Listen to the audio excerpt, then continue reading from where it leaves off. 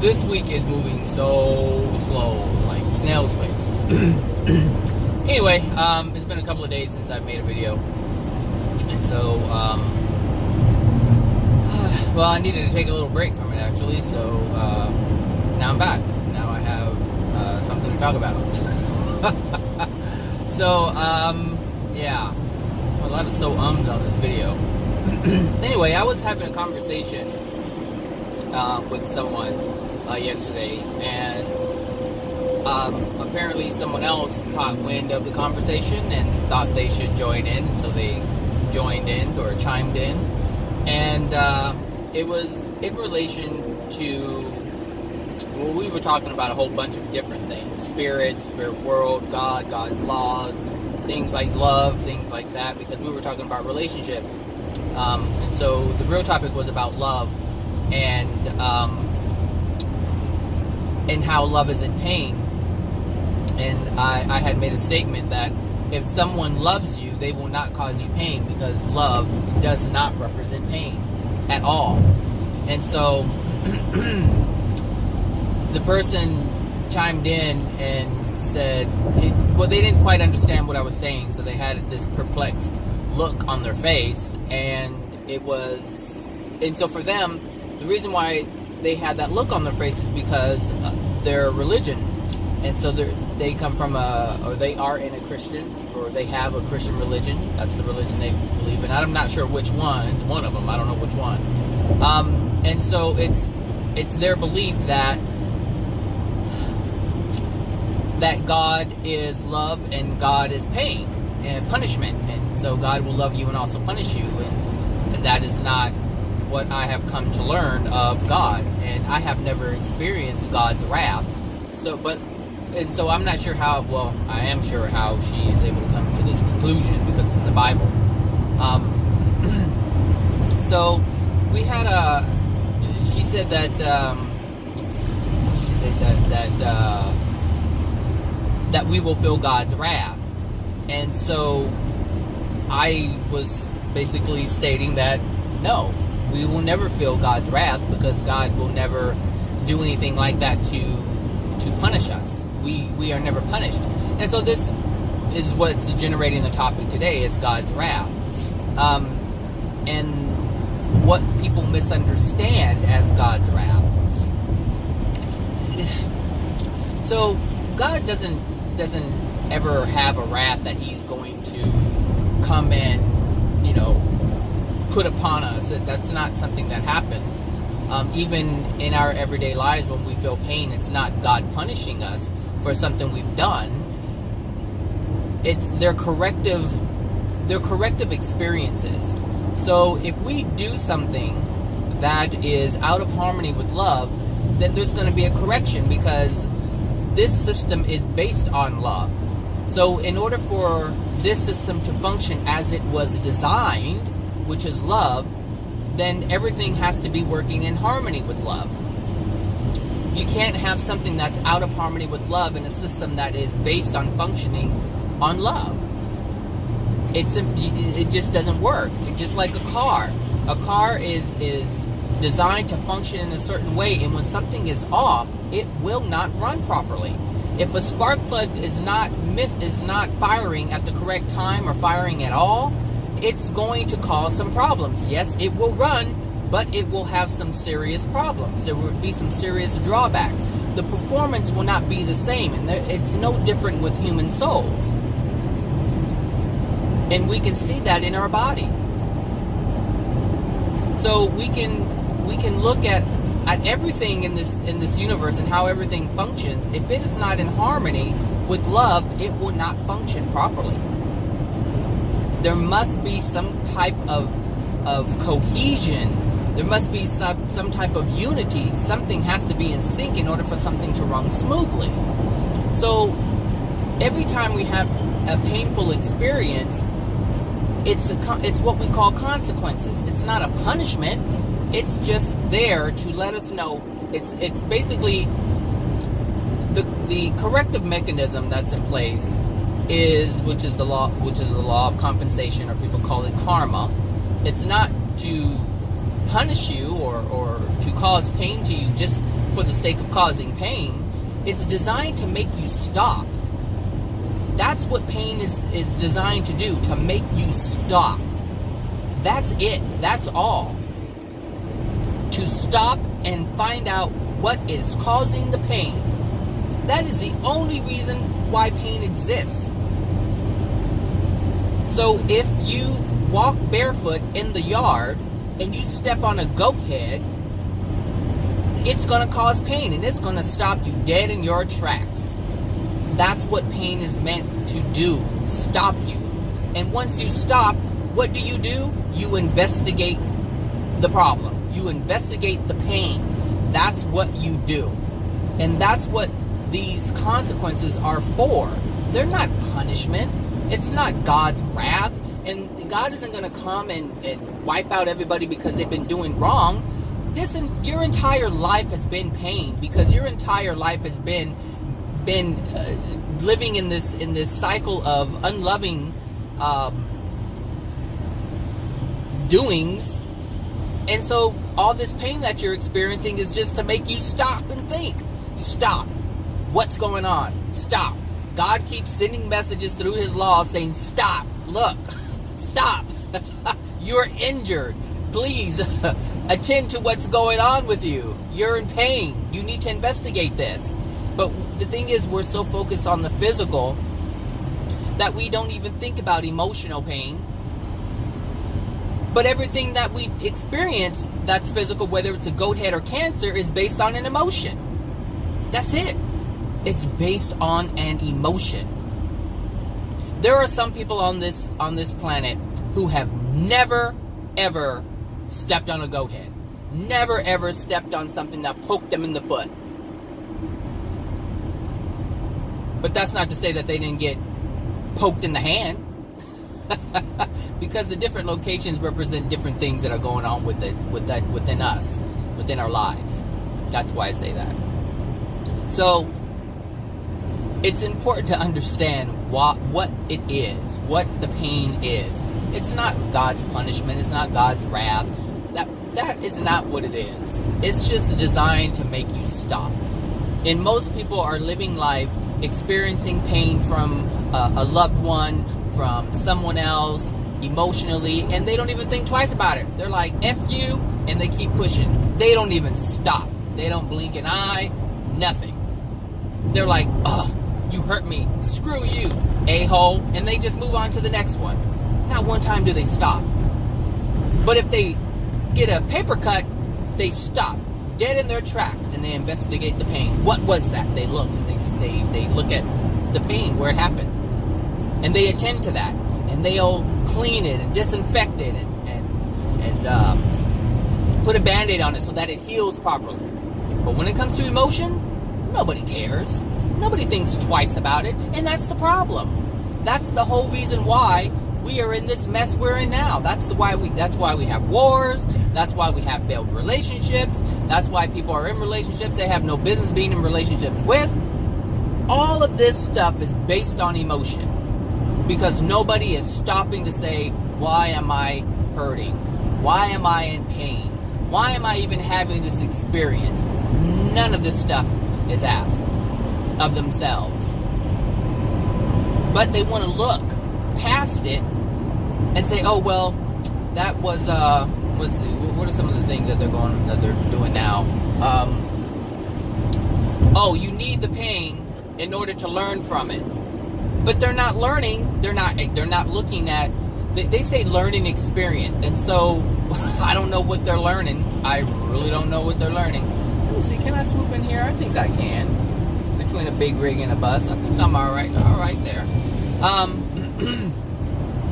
So, it was difficult to it was difficult to have a conversation, and I kind of stopped the conversation before it started, because I knew once she started bringing up the Bible, I was like, oh, there we go.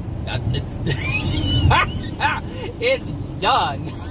Like, this conversation is not a conversation, because anytime anyone reads scripture, quotes the Bible, I am no longer having a conversation with the person I'm having. I'm being read a book.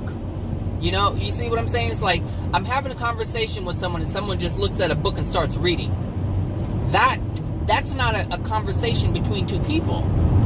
It's like I'm trying to have a conversation with someone and someone just decides they want to narrate a book. You can't have a conversation with the book.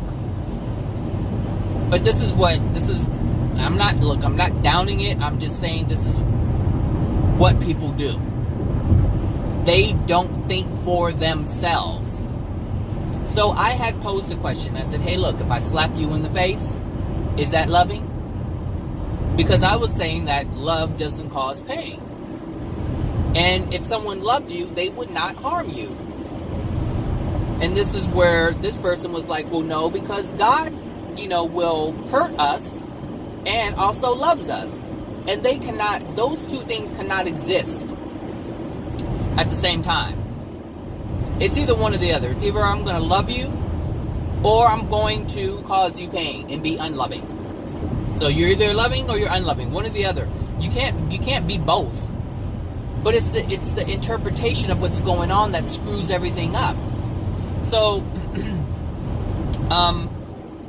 like I said, I was trying to, I didn't want to dismiss the person because I already knew this conversation wasn't going anywhere. I already knew that the beliefs were already set in stone, and they weren't leaving anywhere. And the person actually said, I said, you know what, I know where you're coming from. I understand it, and I'm not trying to change you. And the response was, well, can't nobody change me. But I already knew that. So, the person got kind of defensive, but there was no reason. I wasn't trying to change him. But the person was letting me know that you can't change me, and there's nothing that you can say that's going to change my mind. Which is why the conversation couldn't even be had. Because there was no openness. There wasn't like, well, let me see what you're talking about. It was all about the Bible says, the Bible says, the Bible says. Well, I'm not interested in what the Bible says. I'm interested in my experience. I'm interested in using discernment to figure out, because I know if someone is hurting me and when someone is not hurting me. And I'm able to use discernment and figure that out. But if I ignore what I know, if I ignore my experience, then I'm screwed. I am screwed, because then I'm not making decisions for myself. I am no longer I am. Right? I think, therefore I am. Well, if I'm not thinking, then I am not. I am something else. So, it's important to understand what it is, meaning love, what is wrath, because if you can determine or decipher between, what these things are, what they represent, what they look like, then you'll know what to do for yourself. You'll know to stop doing the things that you're doing, not just to say I'm sorry. I don't want to live just to keep saying I'm sorry my entire life, because if I'm constantly saying I'm sorry my entire life, then that means I ain't learning a damn thing. That means I'm living. And the thing is, if you say sorry, then you already know you've done something that you shouldn't be doing. So you already have it within you. You have this guidance system within you that lets you know, hey, I'm living out of harmony with love. I'm doing something that's unloving. And and how I know that is because I'm apologizing. So I don't want to live a life of apology. That's awful. For me, that's awful. Hey, and I understand that's, the life of many out there. And hey, that's them. I'm not condemning them. I'm not judging them. That's their path. But it's not the path that I want. And it's not the path that most people want. But they don't understand this. They just don't understand it. So, if I love, let's say I have a child, all right? If I love my child, I'm not going to harm my child. I'm going to do everything in my power. And because, here's the thing, if I love my child and I don't want to cause pain to my child, I'm not going to want my child to learn ways that will cause pain for themselves. So if I'm loving, I'm going to have to correct them when they do things that are out of harmony with love. I have to say, hey, look, son, or hey, look, daughter, this is what's going on. This is what you're doing. It causes pain. Do you like pain? no. The child will say, no, I don't like pain. I don't want to hurt. So therefore, it's my responsibility to show, to demonstrate, to correct the actions that my child has taken. But sometimes that means, but sometimes that means I have to take things away in order for the child to understand. Now, I'm not hitting the child. I'm not trying to make the child cry. That's punishment. I'm not trying to do that because I love my child.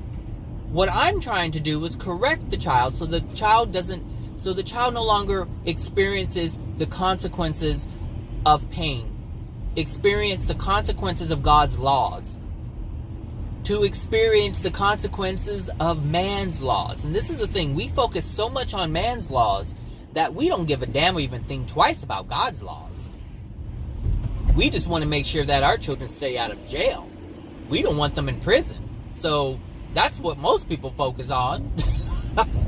But come their last breath, it's out of your control. And they are subjected to God's laws. Boom. There you have it. So it's important to know what God's laws are, because God's laws will always supersede man's laws. And if you're abiding by God's laws, you won't ever have to engage with man's laws. But if you just shoot for, I guess the moon, you're still governed by the stars. If you're living by the laws of the moon, and that's all you care about, you're still governed by the stars. So if you're looking to just live life based on man's rules, you're still governed by God's rules, God's laws. This is why it's important. This is why I do what I do. This is why I share what I share, because I already know the consequences to God's laws. Not all of them. I'm not saying I know all of them, but the ones that I do know, I've been sharing them. That's what my videos are about. For you to look at yourself and say, hey, this is what I'm doing. That's it. That's it. It's not, I don't make videos about how to feel good. I make videos about how to feel good. How to live a positive, joyful, happy life. Not just walk. It's like, and I know this whole New Age thing, I'm not trying to harp on them, but this whole New Age thing is about denial. But most things are about denial, but just New Age is the newest thing now. It's about denial. It's like, okay, let's go into this place. Let's go into Chuck E. Cheese. That's it. It's like, it's like a child living in a third world country, There's not much there. They can barely eat, They barely have, a roof over their head, and, may leak, whatever. Times are hard for them. And then all of a sudden, they go to Chuck E. Cheese. And their world is changed. And this is what New Agers do. Their world is falling apart around them. So they create this room, this box of fanciful things. Oh gosh, what freeway am I supposed to get on? God, I can't record it on my map at the same time. So, they create this box, this illusion, and it's in the moment, it's real for them. They're experiencing it, they're feeling it. It's real, it's a reality for that moment. But their life is still falling apart. This is why when you see some of these New Agers posting these things about love, but then the next post will be like, some people blah blah blah, or this bitch blah blah blah, or some people are just, they'll just try to point out a flaw because they're so angry. And that's the thing, it's like their joy isn't real. Their happiness isn't real. The love isn't real. So all the hearts, the unicorns, and the butterflies, and the positive messages are not real. I mean, they're real in the sense that they exist, but it's not because it's coming from a place of love. It's not coming from a place of joy. So therefore, what they're sharing, or what they're sharing to represent love and joy, isn't coming from them. They're trying to force something. They're creating an illusion. They're creating an illusion for themselves, and they're creating an illusion for you to believe, so that they continue believing their illusion. Because if you buy into it, then, hey, it's great for them. It solidifies it for them. And then they don't have to focus on their world falling apart. They can light their candles and write their, whatever they do with the candles and whatever they do with the little dish, and they put things in it, and it's like a wish or something. I don't know what it's called. But they do all these different, these things when they can barely pay their bills. You know what I'm saying? Like, it's like, you can't create this. You can, because they're doing it. But what I'm saying is, you can't create that and think that that's going to be forever. And some of them do. Some of them do. They really believe that, hey, you know what? I'm creating this joy every day. I wake up and I say to myself, I'm happy, I am love. I'm happy, I am love, I am one, I am this, I am that, I am so many different things. And then when I die, I'm going to be with source energy, and all my problems are going to be gone, because I'm going to be with the divine energy. That's it. I'm going to be one with whatever the energy is. That's it. And so they believe. That's what they believe. And that's fine for them to believe it. But it will come to an end. It will come to an end. So, this love thing, this wrath thing, this punishment thing, it doesn't happen. Everything that we experience is because of us. Because of our soul. What we have in our soul. And living a life of just saying, I'm sorry. The person mentioned forgiveness. That's why there's forgiveness. True forgiveness is it serves two purposes, but mainly it serves one, and that is to release yourself from bondage. Because if you have to forgive someone, all right, now I gotta put my little horses to work past all these people. If you have to forgive someone, then that means you have been living out of harmony. That's what forgiveness is. Forgiveness really isn't about the other person. Forgiveness is about you holding someone else in contempt. That's what that is. So forgiveness is it's really not about the other person. It's about you releasing yourself. Hostage. You're releasing yourself. Why are you a hostage? Why are you a hostage? You're a hostage of your hate. You're hostage of your ill will towards another. That unloving thing that you wish upon another because you haven't forgiven them. That's what that's for. That's one of God's ways of allowing you to release yourself from the unloving whatevers that you hold within you and you're projecting towards another.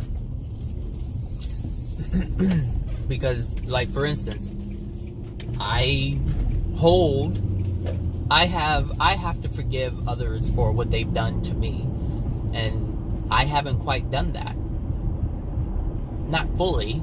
I don't actively hate them. I don't hate them. I used to. When I was younger, I used to hate them. I used to despise them. But now I don't, because I have an understanding of why they did the things that they did.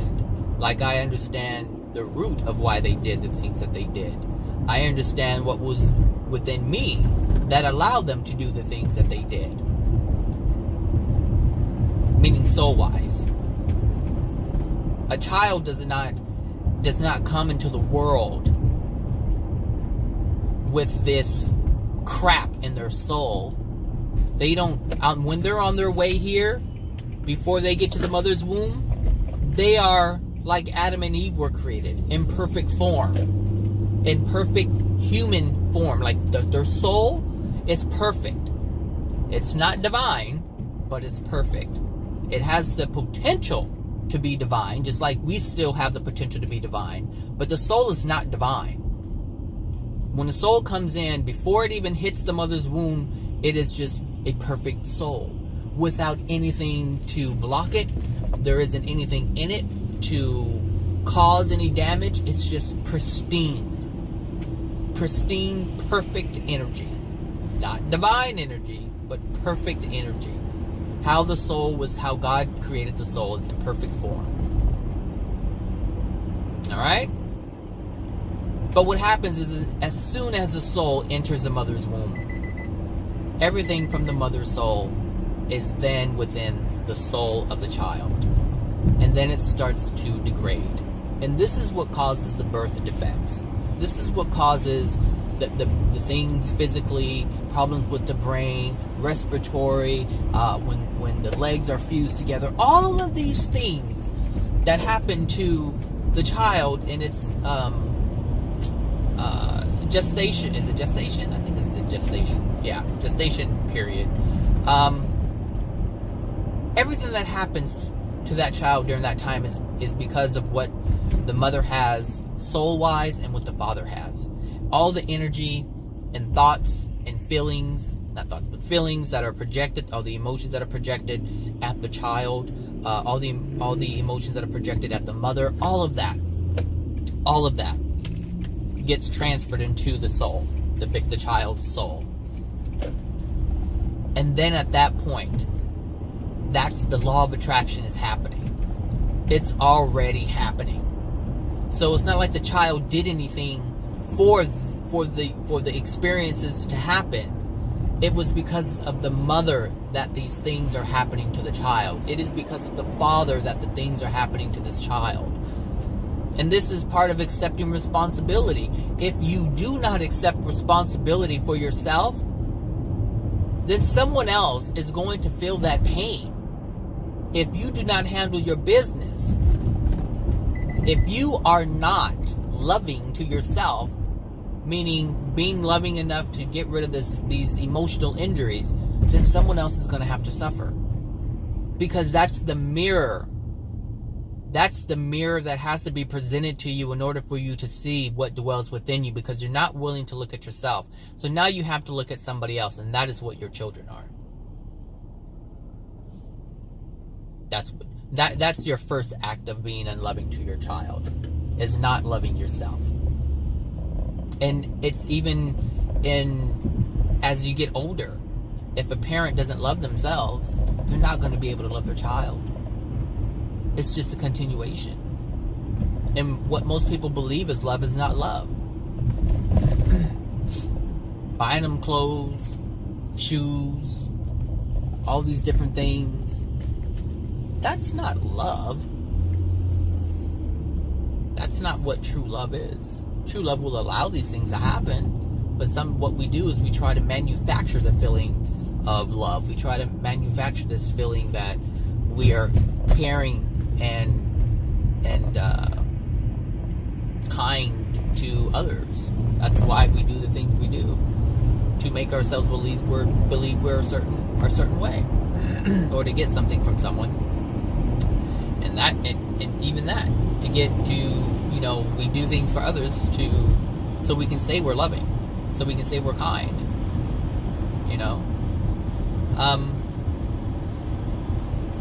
So anyway,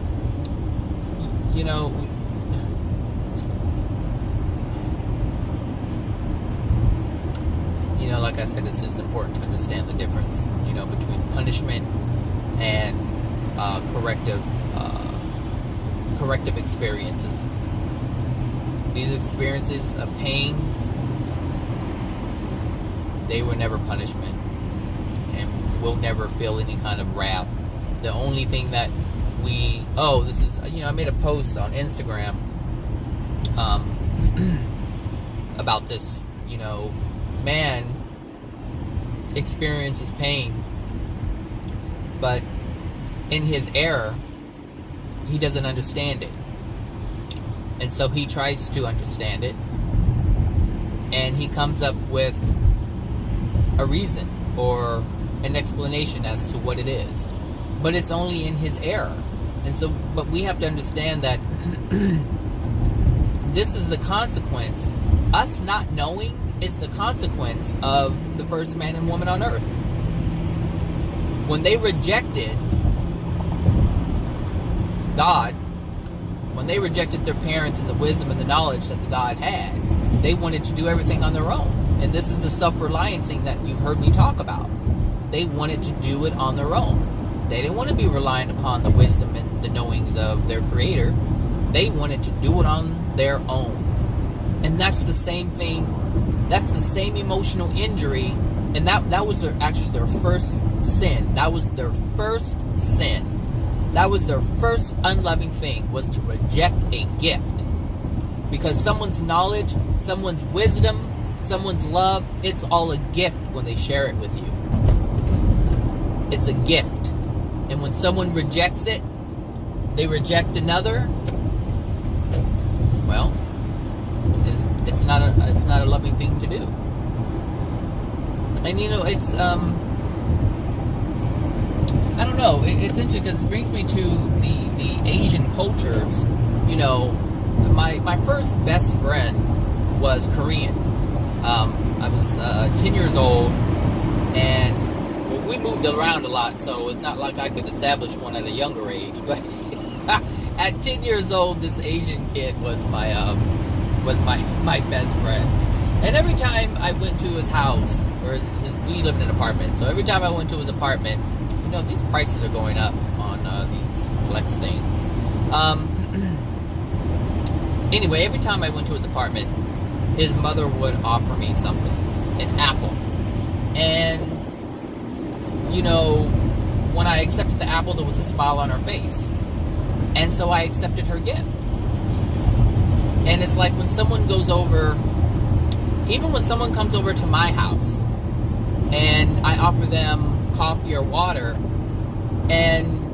or something else, I usually ask, would you like something to drink? Coffee, juice, water, whatever, I offer. And when they accept it, it's a good feeling.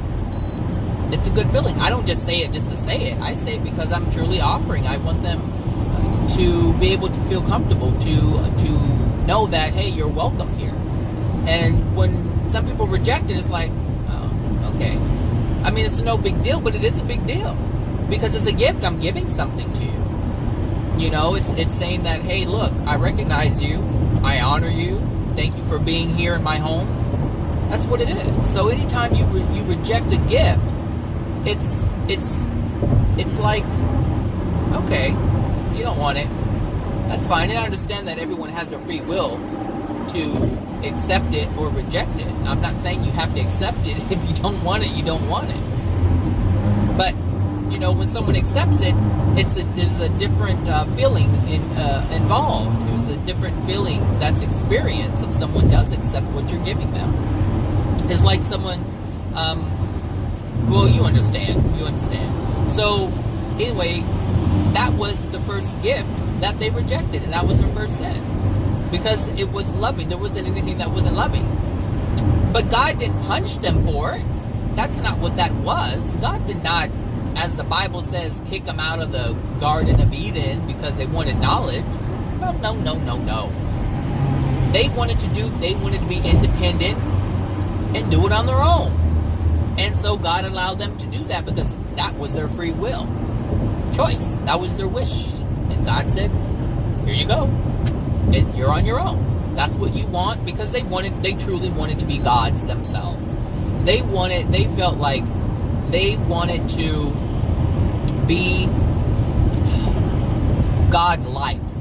Because they were able to create things, because of their state of being that they were in, the state of perfection that they were in, they were able to do things. And so they felt like, hey, we can do this on our own. We want to be like God. We want to be like the Creator. And that's what happened. But that was their goal. They didn't want the gift of the Creator. They wanted to be the Creator. And so they decided they didn't want anything from it. They just wanted to do it on their own. And so God granted them that. And then from that point forward, they had to provide for themselves. Because they didn't understand all the gifts that they were getting from God at that point. They weren't understanding that because there was no one else before them, they did not understand that their bodies were being sustained by God's energy. They didn't know that. They just knew that they existed in this certain state. And they didn't even know any other state other than the one that they were in. Because they didn't come from anyone else. They didn't have any biological, physical parents. They were just created. So there was nothing for them to contrast. And at any given time, they could have changed. But they had already did it. They had already did it. They had already did it. So, and how did I get on them? How in the heck did I get on? Anyway, they're, everything that we because of humanity. So everything that we're experiencing is because of the first choice of independence or self-reliance. Because of that, that's why we're in the state we're in right now. All right, let me get in here. I see you back there trying to creep up. Yeah. So because of that, and you see it in your family, even yourself. You want to be grown. You want to do it on your own. You don't want to listen to your parents because you don't understand what you're getting from your parents. It's the same thing. That's so crazy. It's the same thing. I remember as a kid, before I was old enough to drive, before I was old enough to do anything, I wanted to be on my own. I just had thoughts of being on my own and doing everything on my own, but I didn't understand that the life that I was experiencing was based on my mother. It was based on my parent. She was providing for me. She was sustaining me in a way that I didn't comprehend. Why? Because I always had food put on the table for me. My meals were always cooked and provided for me. My laundry was always done. If I needed something, she would go to the store and get it with her money. She was providing. But I didn't understand that. It's like, kids, these kids you see on the street, they think they can do it on their own. They don't want to listen to the rules. And I'm not saying that, all kids live in homes where it's loving. No, some of them leave because it's abusive. But I'm saying a lot of them, they think they can do it on their own. And they have so much pride. And they don't want to go back and say, I need help. And sometimes when they do, the parents are like, screw you. You wanted to be out on your own because they want to cause pain. Now that is punishment. That is punishment. That is punishment. When a parent rejects their child to, what is it? And it's not to teach them a lesson. No. It's not to teach them a lesson. It's so that they feel pain of rejection. So that they feel like, just so that they feel pain. Some parents are cruel like that. They want their kids to suffer because they didn't listen. It's like, you didn't listen to me, you're going to have to suffer. And so I understand why people believe that this is what God does. But this is not what God does. This is not what God on this planet is because we're not willing to see something in ourselves. That's it. As soon as you're willing to see what's going on within you that's unloving, your life changes. My life has changed. My life has changed wow. Like from what I remember in my 20s, my life is completely different. I don't even attract the same people. I even from 5 years ago, people have just, they're out of my life. They're still, I still have access to them, but there's just no communication. Like, they have no desire to communicate. I have no desire to communicate. And so we're no longer communicating. Because there's nothing we find in each other that appeals to us or to one another. You know, people who go out and drink. Like, I used to know people who drank all the time. Now, they're not even in my life. There's some people I would like to get to know, but our lives are so different. The law of attraction won't allow that. I can force it. Oh, I can use my will and force it. And this is what this is what the New Agers do. They're forcing it. They're using the will to force it. To force this so-called love. Look, girl, it's red. Look, what's going on? I'm trying to tell this one to go. You know, it's a red light. Oh, she got her fur coat on. I don't know if you got it in the video, but she has her coat on. Anyway, I'm almost to work, but yeah, all the things that we experience that we feel pain, or that all the experiences that we have that are painful. I have to have one sip of coffee. It's because of something within us. It's not God punishing us. You get a flat tire, it's not God punishing you. You cut your finger, it's not God punishing you for something you did. It's you punishing yourself. But it's there to stop you so you think. And you don't think. You just say, God's punishing me. That's it.